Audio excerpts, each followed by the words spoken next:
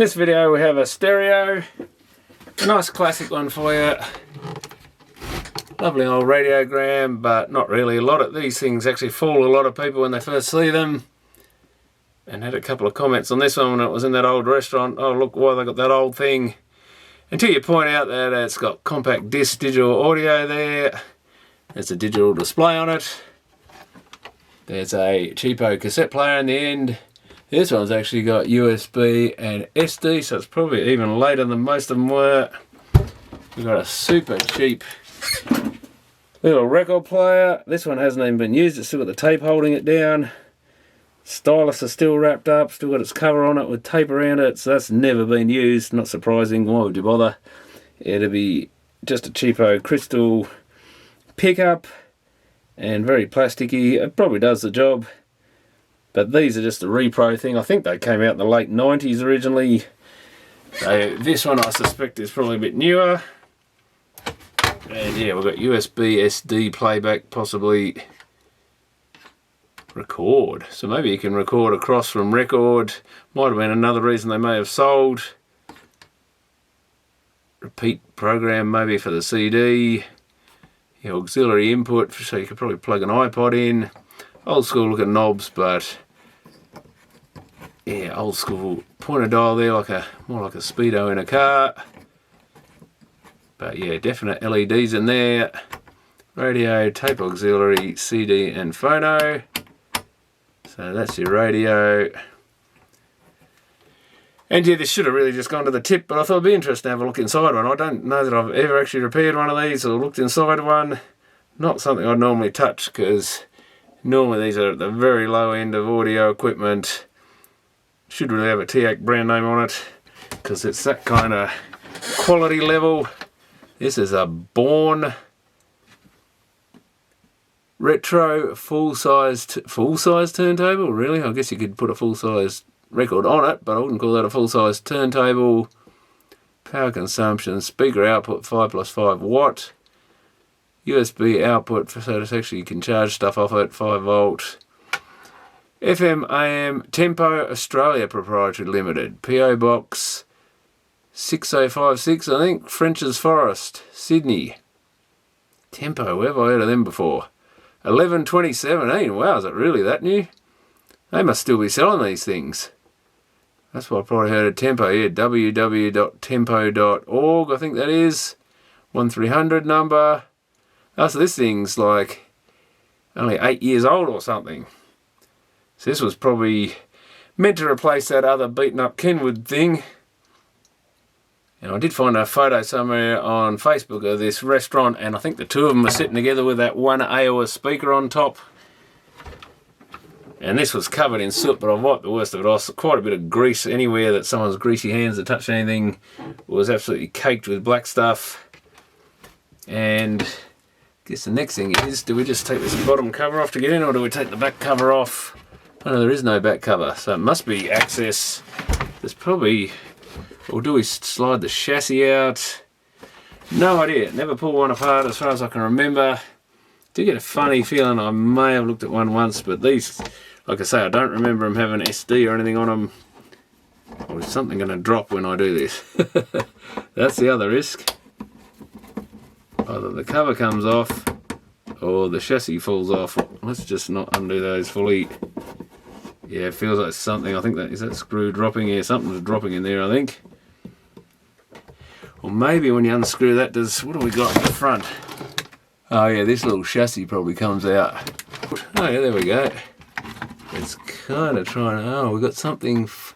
Oh, so the CD is what I undid that was sitting on the bottom, I think.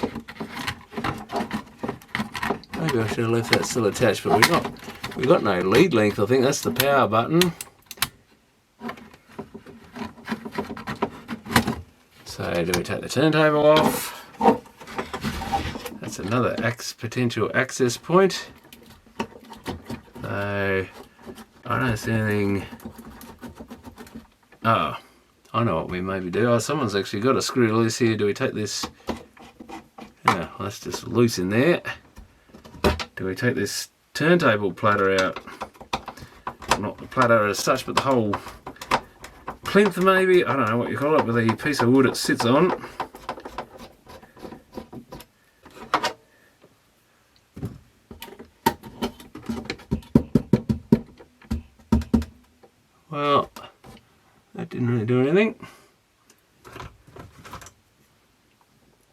a screwdriver down one of the screw holes and pull upwards. Yeah, here it comes.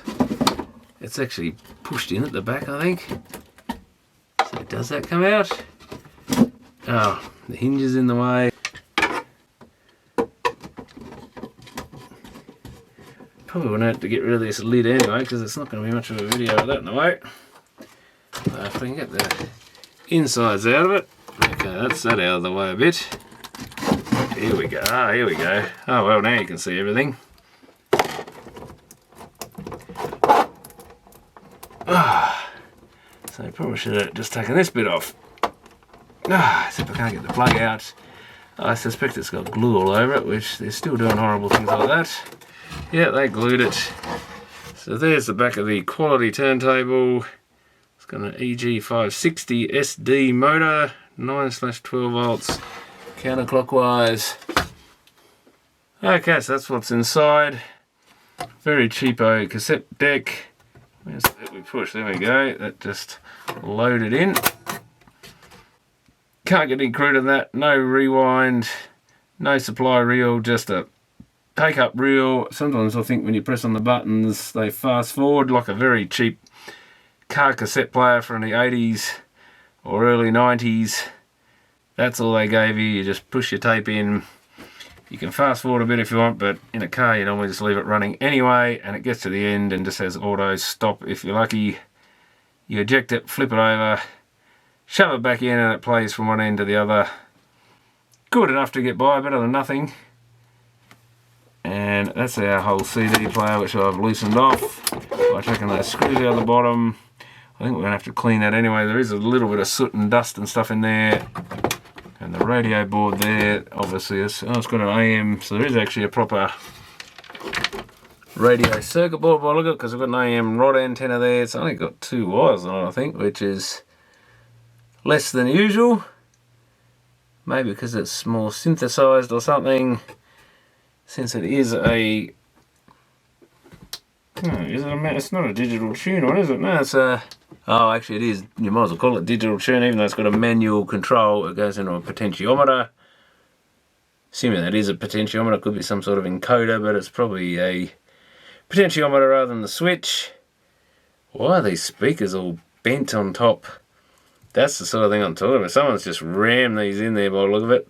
Bent the frame down around because there's a bit of cardboard on the front to seal them. They've just got their little tool in there and just rammed them home. Very rough, so things haven't improved much. I guess the laser is under the clean bit of that, so maybe this thing will work.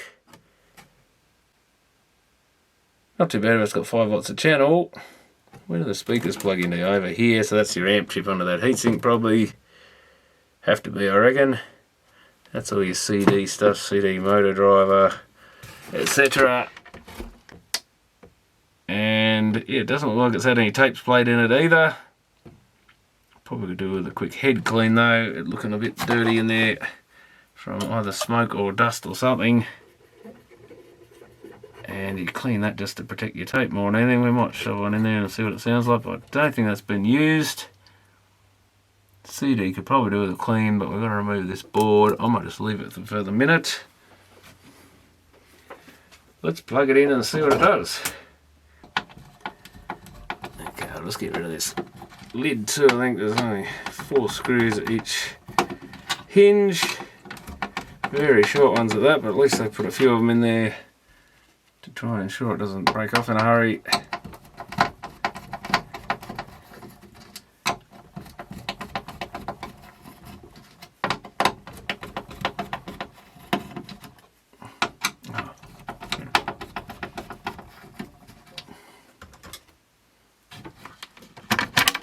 No, didn't take one off, did I? I was leaving that there so it didn't fall on one side and then forgot it.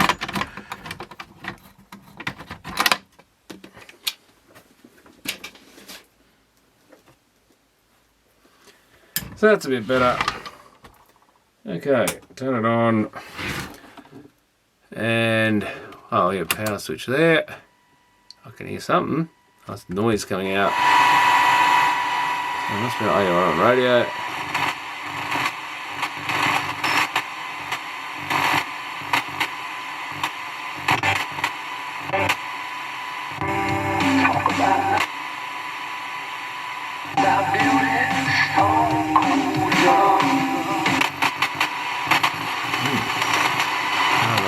stuff it's picking up.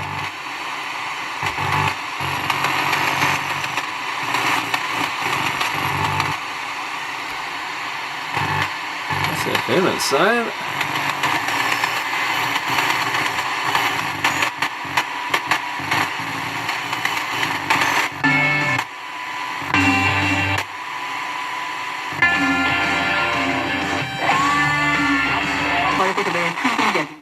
Well, it kind of picks up.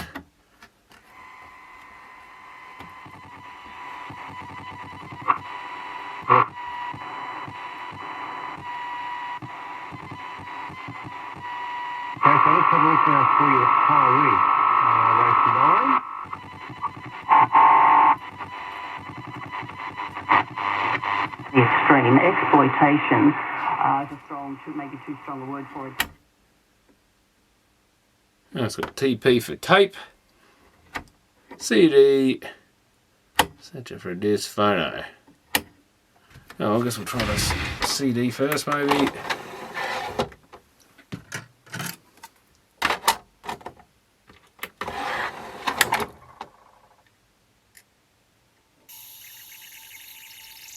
Found it. Doesn't sound the happiest, but 19 tracks, and it's playing.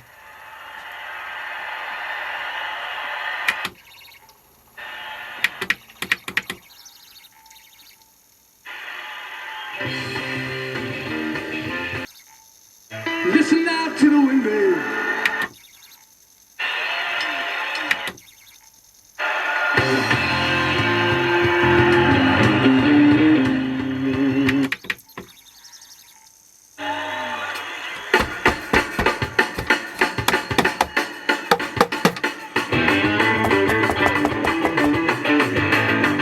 That tracks pretty well, so it probably hasn't had a lot of use.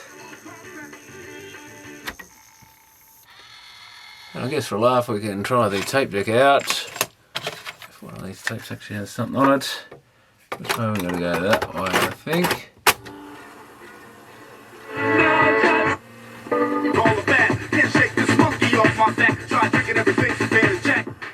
Well, that seems to work. A bunch of different recordings I've left on there.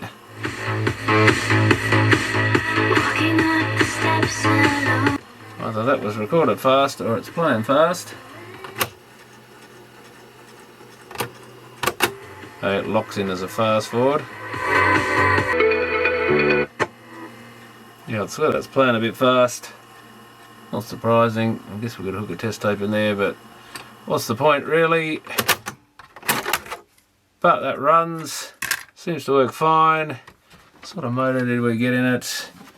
Is it a genuine or a fake? It's an EG. That might be worth something.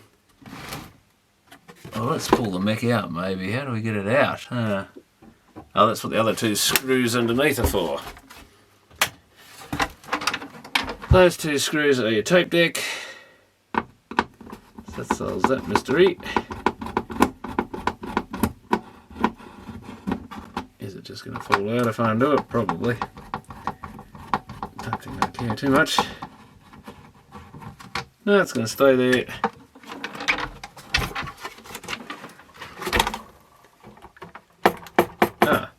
Okay, I think it's got one jammed. Oh, there's a little one there. Oh, two there maybe. Oh, they're the cover though, aren't they? Probably didn't need to touch that one. Looks like that one should hold it. But maybe you have to take the whole cover off. I don't know, there's something.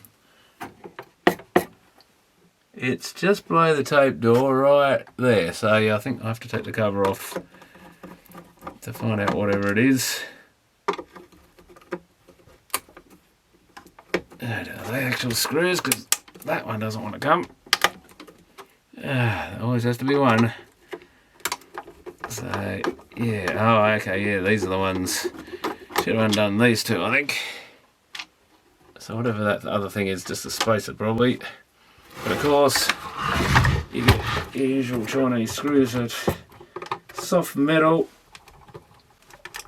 And they don't want to come out. Oh, is that coming? I think I've got it. Oh, thank God.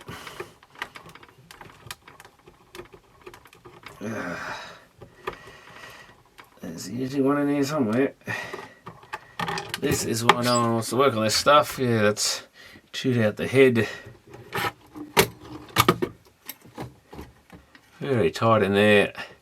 So there it is, one auto stop mech.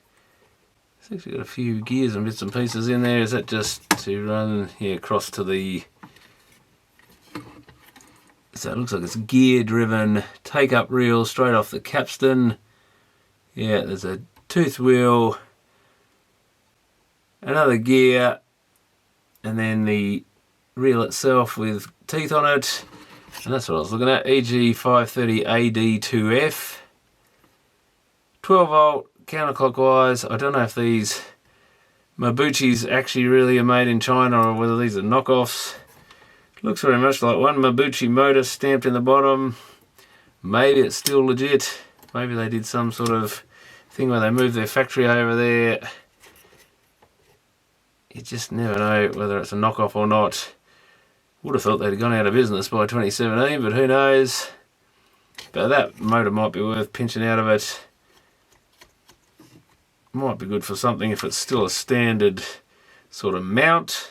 If it's an EG530, it should fit. Does it have, I can't see if it's got a whole bunch of different screw mount positions. This doesn't look at all genuine to me. It doesn't look like the same diameter. It's got a bit of a lip on the side of it. And I don't know that it's got a row of screw holes around it.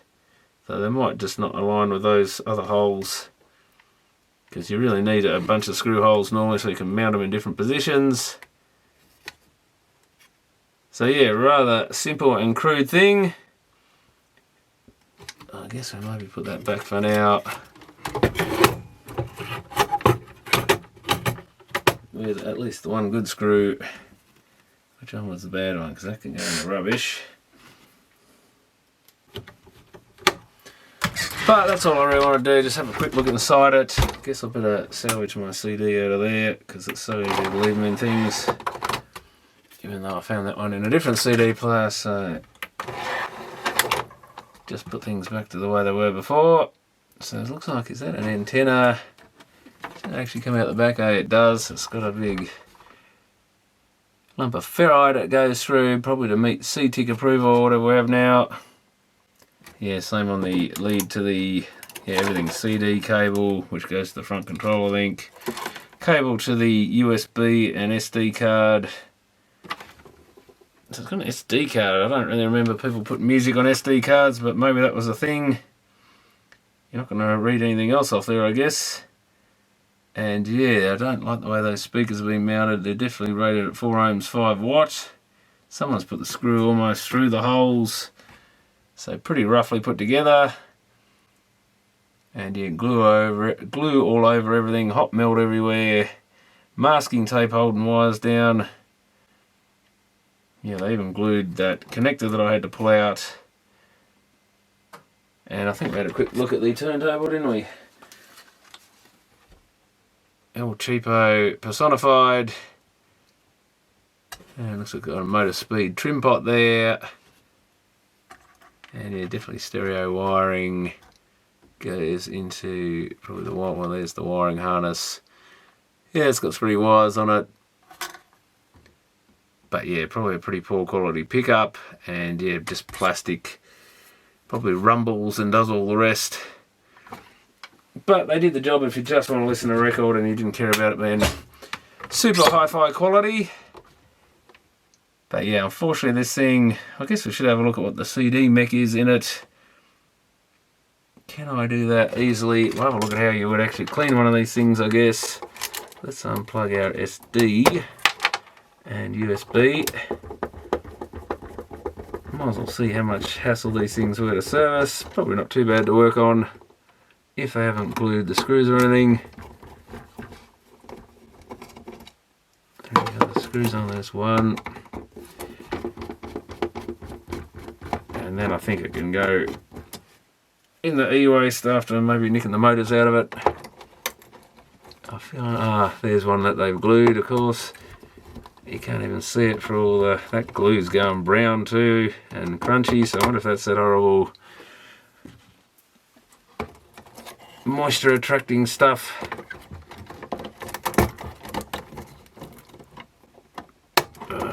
hate it when they glue these connectors very hard. You can almost break them trying to get them apart all the time. I guess we don't have to undo that, but let's pull the one to the CD. Just makes it difficult to lift this thing up. Yeah, glue all over the well, that pulled the whole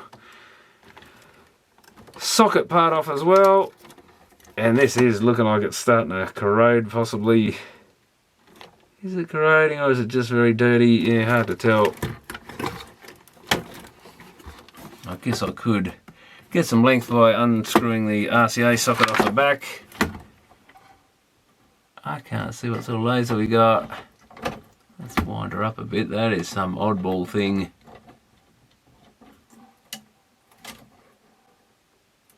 No idea what the hell that thing is.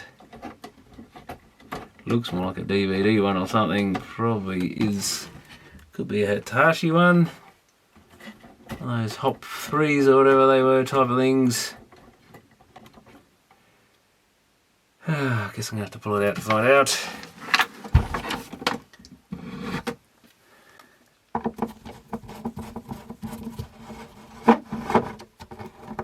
And yeah, I think the Hitachi ones were very expensive back in the day as well. I seem to remember having those failing things, and often it would be a write-off unless it was some high-end unit, which I don't think they were even used in.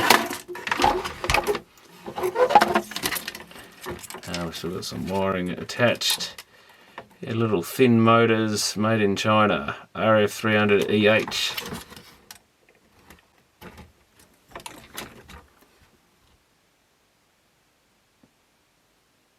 That's an SFP101N, I think, so it's a Sanyo type laser, so that's probably worth salvaging. Probably only used in later stuff. What's it say on there? Danger and caution, invisible laser radiation.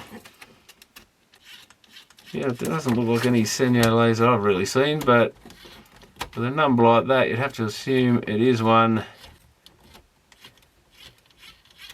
I do remember that, I think it was SFP100, it was about the newest one I saw. www.upower-grp.com. JYS828, so maybe we've got some info on that mechanism and who made it. Is that U-Power Group or something? But that mechanism might be worth stealing out of there. And I think it's actually pretty clean in here. There is a little bit of soot and dust, but I think the laser's clean. Yeah, laser looks fine. Doesn't mean it is, they often shine even though they're not perfectly clean. So maybe I'll pinch the cassette motor, the CD mech, and take out the electronics to go in the e-waste, and the box can go in on the burn pile, I think. Because yeah, unfortunately it's fairly sooty, bit of grease on it, so I don't think it's really worth saving. I'll have a look up, see what they're worth, but I don't think they were very expensive. They might have been around $100 or something,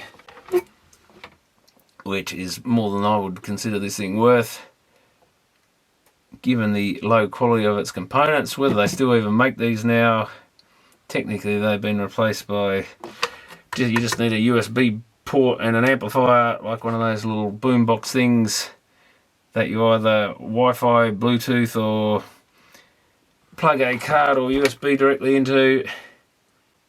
Yeah, so well, interesting to see what's inside it. I always kind of wanted to see what they were like inside. Build quality is somewhat like you'd expect. It hasn't really improved with all that glue and stuff on everything. I consider that low-end build regardless. Just, and that's got date A or data 2017-06-29. So it looks like it was made mode and data. Yeah, still pretty cruddy sort of thing, and yeah, very low quality mechs. That'd have to be getting to be one of the latest cassette player mechs you can buy. I think possibly on eBay you can still buy something like this, like brand new mechs. I think they still have Tanishan TN21s on there as well, brand new. So I guess that's one claim to fame of that little deck in there. It might be crude, but it's possibly one of the last ones ever produced. I'll be interested to see whether they still make these. I wouldn't have thought so, But 2017 surprises me that they were still making them then. I guess there's always a bit of a market for them. But anyway, that's what's inside one of those, so thanks for watching.